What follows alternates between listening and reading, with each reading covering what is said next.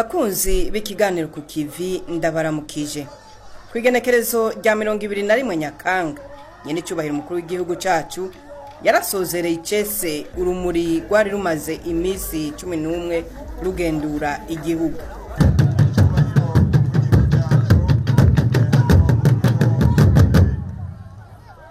Uno musi igenekerezo rya 21 mu kwezi kw'icenda mu mwaka wa 2017 ayi Bujumbura ku bitaro by'abasirikare turamutse dushimiye abatwaye urumuri mu ntara zose mu makomine 83 tukaba tugiye gusozera turusoze rero ngaha mu gisara ca Bujumbura tuvuga neza yuko rugendo rw'urumuri rw'amahoro rwarumaze imisi 11 rutembera mu gice cy'u Burundi no makomine 83 turusozera icese ngaha mu gisagara ca Bujumbura.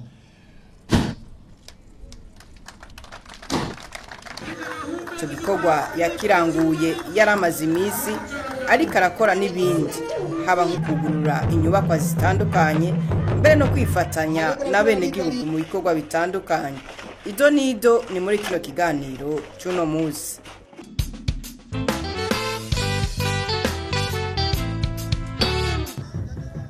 Hari ku munsi wa kane igenekerezo rya 21 Nyakanga aho nyene cyubahiro Petero Nkurunziza yakirira urumuri kwirabara riduga ku ishure Lycée du Saint-Esprit. Babigeme bigishwa inyigisho za gisirikare zo gukunda igihugu bitware majorete bari bahageze muri ivyo birori bidasanzwe. Bose hamwe bace berekeza ku bitaro bikuru vy'abasoda Hôpital Militaire de Kamenge.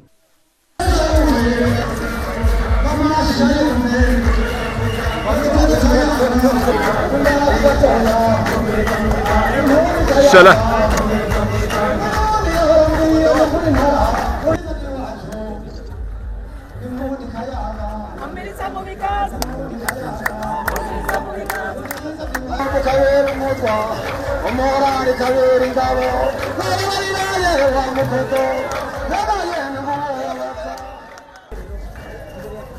Umukuru w'igihugu cacu yakiriwe n'ingabo z'igihugu muri ico kibanza.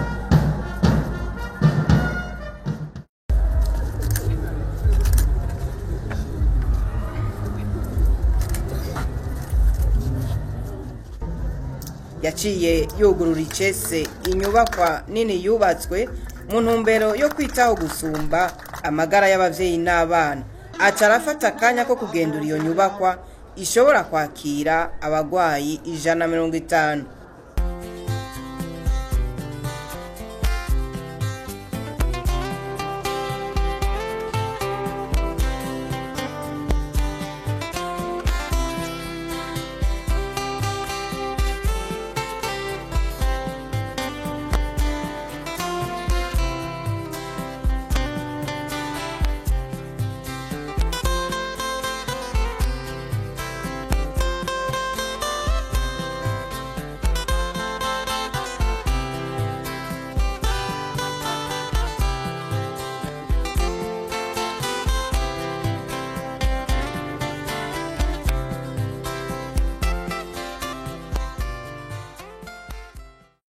Yarakeje umuryango w'uwitwa Emery Sostene Ndayizeye avuka ibukinanyana mu ntara ya Cibitoke wahavyariye ubwa mbere umwana wabo wa mbere hari kwigenekerezo rya 10 Nyakanga.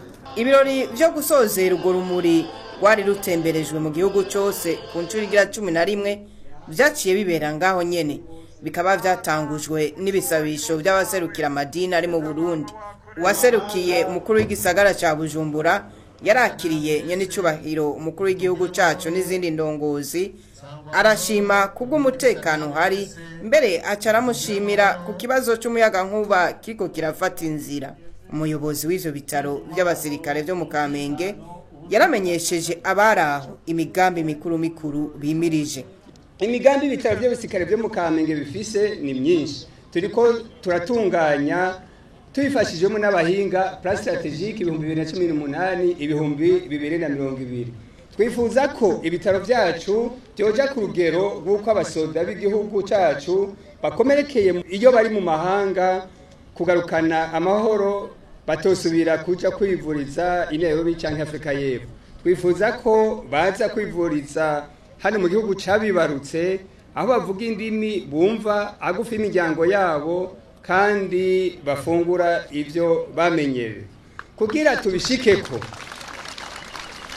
nuko amabati arimo amyante yotuzwa mu bitaro byacu nuko twokubaka ibisata byo kubaga n'ivya reanimation bifise ibikoresho bikwiye tutibagiye n'igisata ca imagerie médicale gifise scanner na IRM iyo ntambwe nitwayishikako murumva ko abaja kwivuriza mu mahanga bazogabanuka abahinga b'abavuzi batari bake bariho mu gihugu nyene icubahiro mukuru w'igihugu cacu gushira mu ngiro plan strategique izosaba uburyo bwinshi turabasavye muze mudushigikire nkuko mwama mubigira muturonse amabati azodufasha guhindura ayarimwo amyante murazodushigikira igihe tuzoba tugeze mu kiringo ca mobilisation des fonds kugira dushire mu ngiro iyo plan strategique.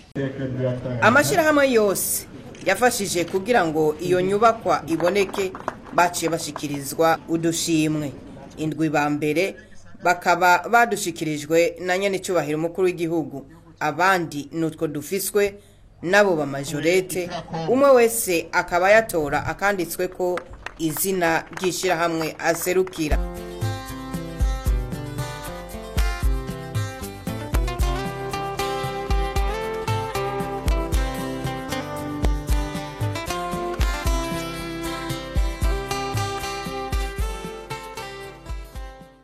Umugwi w'intwararumuri waciye ushimira umukuru w'igihugu ku bw'ico ciyumviro ciza yagize cyo gutanguza urumuri mu Burundi baramuhaye inka nziza no mu bushikiranganje bwo kwivuna abansi ntibasigaye inyuma baramushimiye mu kumuha iyindi nka.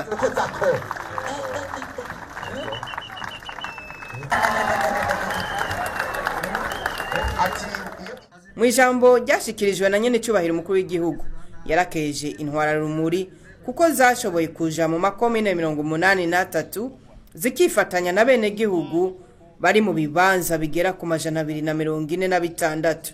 Yarashimye ko urumuri rwasozereye ugo rugendo atasanganya kandi ko ibikoresho vyose bagiye bajanye bingana n'amabati agera ku 10,000 n'imifuko y'isima irenga 10,000 byashikanywe kandi bigakoreshwa vyose.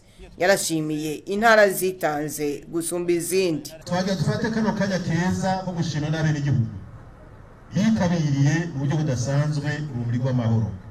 Twagiye dutange cyane ishimwe ridasanzwe ku ntara zitanze mu kwegeranya bene igihugu no kwitabira ibikorwa aho urumuri rwaciye gusumba ahandi. Intara ya mbere ni intara ya Gitega turikumira amashyi.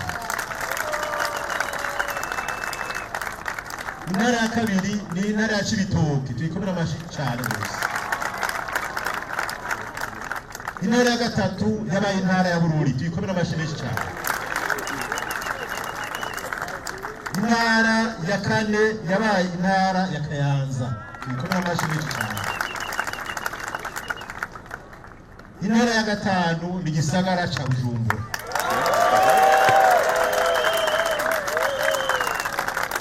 Twashimire rero ko dushimire cyane izi ntara zitanu zitanze gusumba izindi ntara. Twatorera akajya gutera kamo izindi ntara mu mwaka uza baze bikubita akashi kugira ngo nabo nyazo z'ibibanza vya mbere. Twagira dushime kandi intara ya mbere mu kwerekana ibikorwa byinshi vyiza kandi bya cyane ku rwego rw'igihugu n'intara ya Makamba.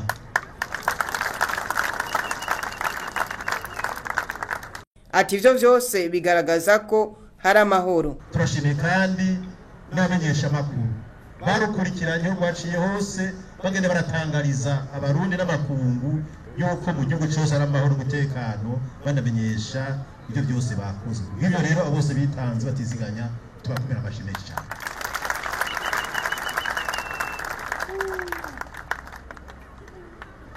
Twagira rero dutera intege abarundi bose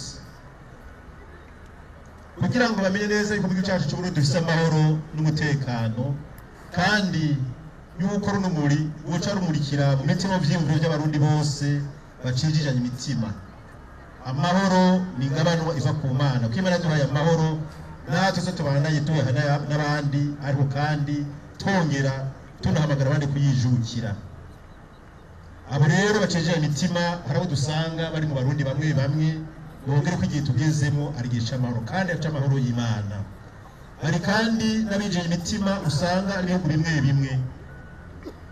bimwe usanga bavuga Burundi ko butari kandi igihugu cyacu cy'Uburundi gusamara umutekano. Twagomba kandi no kubwira abarundi ko muze baramenyesha mukajijura n'abanyamahanga bamwe batazi neza igihugu cyacu cy'Uburundi kirumara umutekano.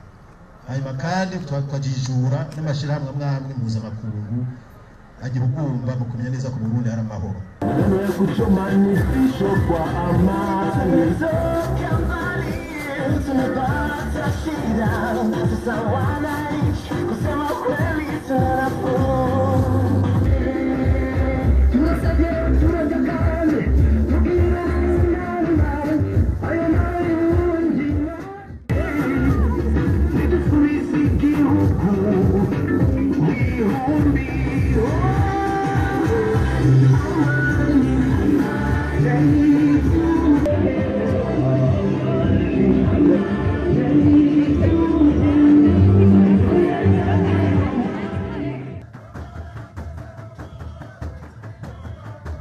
Nyene cyubahiro umukuru w'igihugu cacu kuri uyo munsi nyene yari yabanje kwishikira muri zone ya Ngagara muri komine ya Ntahangwa quartier industriel aho yuguruye icese ihinguriro ry'ivyuma ryitwa Musumba Steel. Ni mu ntumbero yo gushigikira abikorera utwabo wuzwi ku izina rya François Wiragiye, akaba ariwe yatanguje icese iryo hinguriro.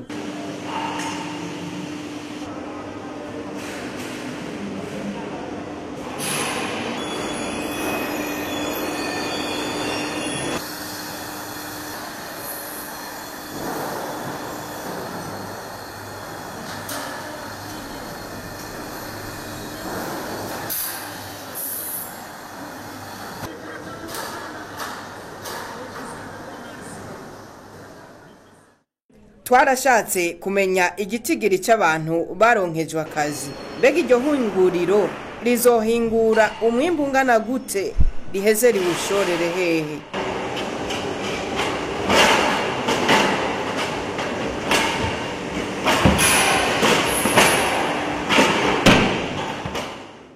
Muri iri hinguriro tukora amabati, amatube, imisumari na gikora n'amafera beto kuko mubibona hariya muri iyo izine turimo turategura. Ibyo dukora izine zacu zifite capacité de production nini cyane kubera twayigize kugira ngo dushigikire imigambi ya leta minini nk'umugambi wa urbanisme, kubaka bakira abanyagihugu, imigambi wa leta wo kurondera amadevise hanze, imigambi ya leta w'ibigwati, imigambi ya leta yo kubungabunga buga environnement, ni imigambi ya leta yo guha abanyagihugu akazi. Niyo mpamvu tufite capacité nyinshi cyane dushobora gukoresha nk'amatone 3,000 ya matière première buri trimestre. Ninka tuvuge 700 amatibe dushobora gusohora kuri trimestre. Dufite abakozi bafite amakontra bagera kuri 213.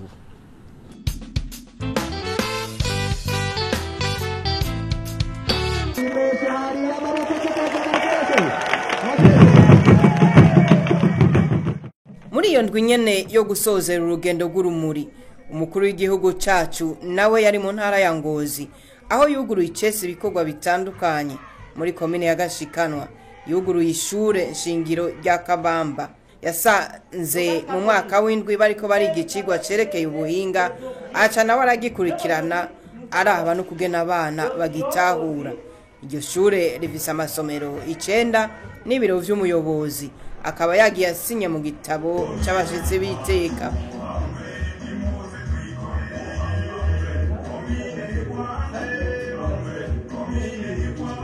avuye aho yerekeje hafi yaho ahitwa Sabunda hari amasomero 6 n'ibiro vy'umuyobozi. Iryo shure naryo nyene rikaba ryubatswe muri wa mugambi wa Fonike. Yaranishikiye ahitwa Busoro muri komine ya Ngozi aho yuguruye ayandi masomero 6 n'ibiro vy'umuyobozi. Umukuru w'igihugu niyuguruye gusa inyubakwa, yaranifadikanije na bene gihugu mu bikorwa rusange. Muri komine ya Busiga yishikiye mu Rukeco ahari ko harubakwa isoko ya kijambere irimwo ibibanza 66 bimaze gusakagwa n'ibibanda 2 bizodandarizwamo. Umukuru w'igihugu akaba yarafashije muri ivyo bikorwa mu gutanga isima n'amabati, bikaba bitegekanijwe ko bayinjira mu mpera z'umwaka. No mu ntara ya Kayanza muri komine Kayanza, umukuru w'igihugu yarifadikanije na bene gihugu mu gusiga isima inzu y'amanama iri kuri lycée communale ya Kabuye. Yavuye ngaho aganuka Ingozi agenda kwikinga, ikimenyetso cyuko hari amahoro mu ntara yose.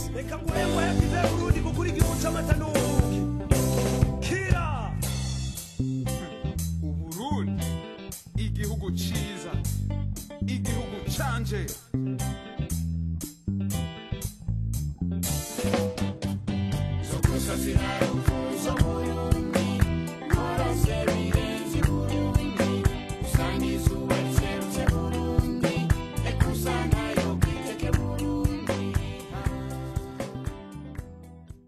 Nkuko yama abigenza ari mu ntara hagati, igisata c'inkino ntigisigara inyuma. Yarakurikiranye inkino zitandukanye zari zatunganijwe ku kibuga Rukundo Cibuye. Mu gisata c'umupira w'amaboko yatanguje icese urukino rwa volleyball rwahuje umugwi wa Bururi ari wo wambaye ibara ry'ubururu hamwe n'umugwi w'igisagara ca Bujumbura wambaye ibara ry'umuhondo. Umugwi w'igisagara ca Bujumbura ukaba ari wo watahukanye intsinzi. Umushikiranganje w'intwara yo hagati mu gihugu ari nawe yatunganije izo nkino za volleyball yasavye ko umukuru w'igihugu yo kwama abashigikira. Nawe akaba yarakewe indongozi z'amashira hamwe ya volleyball na basketball ku nyifato zimwe. Twagomba kandi gutera intege abari mu mashira hamwe ajeje umupira w'amaboko, basket na volleyball. Utubazo twose twa tuhari mudukureho kuko muzibira ugwaruka maze muha uburenganzira. Utubazo turimo hejuru mudushe ku ruhande, ugwaruka rwacu rutera imbere. N'imbere y'ugo rukino rwo gusozera hari habaye n'izindi zahuje Mwaro na Gitega hamwe rero na Nyarusange na Muha. Haciye hatanga udushimwe ku bakinyi bigenjeje neza no ku ndongozi zabo. Igikombe kikaba catashe muri meri ya Bujumbura.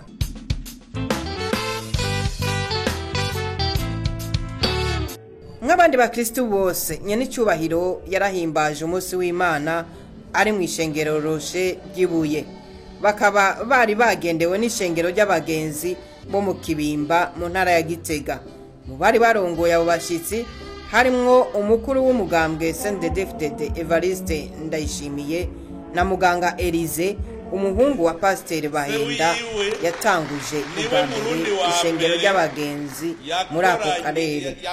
Ijambo uwigishije ubutumwa bwiza uwo munsi yashikirije ni ijambo rivuga ku gutabagwa kw'abubaha Uhoraho riri mu ngoma ya kabiri. Imana yahaye umwami w'Abisirayeli Yehoshafati intsinzi ku bari bamuteye.